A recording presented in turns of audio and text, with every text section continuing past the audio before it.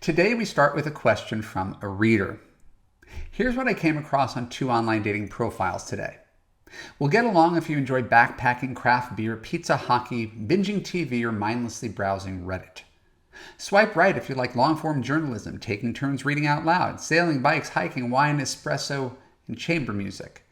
Now, I enjoy pizza, hiking, and wine, but as someone who isn't really into backpacking, sailing, or chamber music, should I disqualify these men who may have disqualified me? My name is Evan Mark Katz, dating coach for smart, strong, successful women and your personal trainer for love. Welcome to the Love You podcast. Keep listening to learn whether common interests are important. When we're done, I'll let you know how you can apply to Love You to create a passionate relationship that makes you feel safe, heard, and understood. I have many thoughts about this question, and in episode 233, if you're keeping track at home, episode of this Love You podcast was called You're Dating Completely Wrong According to Science.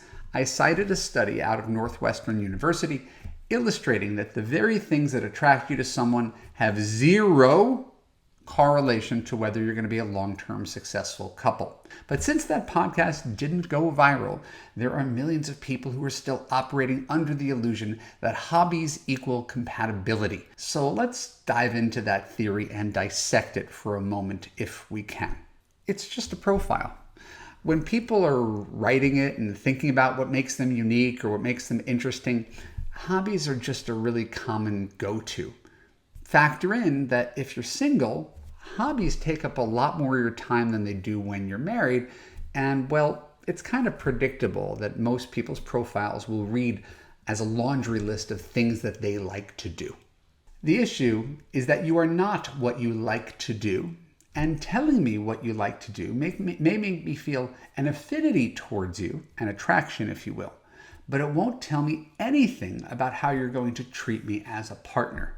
Common interests are familiar and therefore attractive, but it says nothing about the relationship. The guy who likes chamber music wants to convey that he's sophisticated, but if he's also condescending, who cares if he's sophisticated? The guy who likes backpacking is down to earth and outdoorsy, but if he can't hold down a job, what difference does it make? Right? So we put a lot of energy into similarity, and we don't spend any time thinking of compatibility. Real compatibility is not common interests. So we don't have to judge people who put lists in their profiles. It's normal. What we have to stop doing is giving so much credit to people who like the same shit as we do. Granted, in a short profile, it's a place to start a conversation. Something's better than nothing, but it doesn't have any real world currency. I never write profiles that are filled with lists. I never write profiles that are built on hobbies. And I know that's a really counterintuitive way to market yourself, but it's also the best way. So, is the guy who has a laundry list of hobbies eliminating you if you don't share his hobbies? Absolutely not. Presuming he's not a narcissistic sociopath who actually thinks you have to have the same hobbies. Have you ever met a man? And again, I should not ask a question where I don't know the answer, but have you ever met a man who excluded a woman because she wasn't into fantasy football? I haven't, but I have met a woman who excluded a man because he didn't ski. Absolutely. I've had a lot of clients do stuff like that. I always use skiing as my go-to example. Now, in my client's defense, she spent way too much time skiing to the point that 99% of men would not share her passion, right? Which only left her with less than 1% of men to date, and that's before we factor in any other characteristics besides skiing. Height, weight, age, education, income, kindness, consistency, communication, character.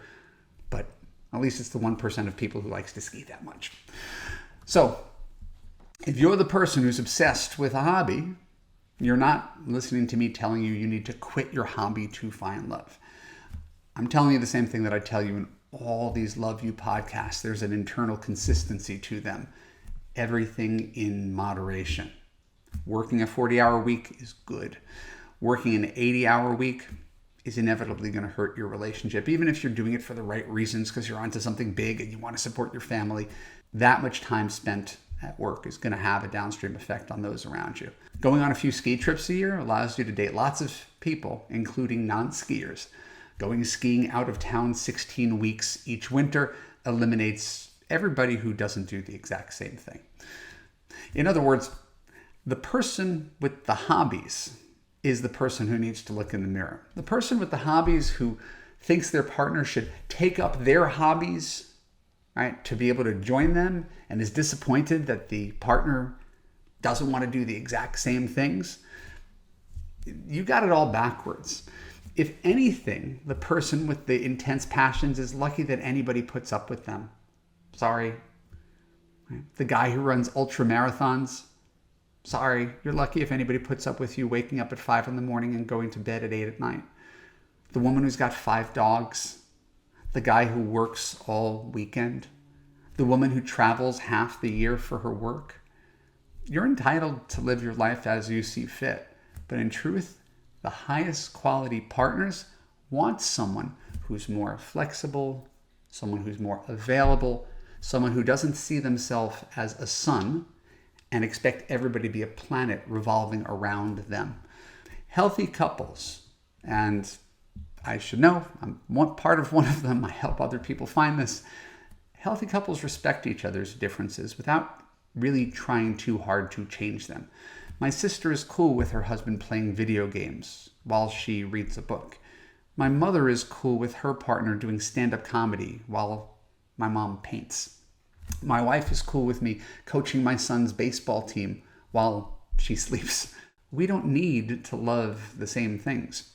We need to love each other and provide enough time outside of our hobbies to nurture our relationship. I strongly suggest you do the same. And finally, if you're struggling with your online dating profile and you don't want it to sound like a laundry list of adjectives and activities like everybody else, and you want to attract the highest quality men online, go to www.e-cyrano.com, where my team of writers will write you a 99th percentile quality online dating profile, right? That is unlike anything you've ever seen before. We specialize in long-form profiles, Match.com, OkCupid, that you can then choose to repurpose for a 2-3 line, dating app bio. But we write you the long-form version, and then you could, play with it as you see fit. Click on the link in the show notes to check it out, and tune in again next week. Thank you so much. My name is Evan Mark Katz. I appreciate you tuning into the Love You podcast. For more episodes like this on YouTube, click on the subscribe button, ring the bell, choose all to be notified when new content comes out. And if you want a man who makes you feel safe, heard, and understood, go to www.evanmarkkatz.com/apply and watch that video on fixing your broken man picker. I think it'll open your eyes and forever change the way you view dating and relationships. When you're done with that video, apply to Love You. Join other smart women in a community where you could finally get the relationship that you deserve. I'll see you there. Take care.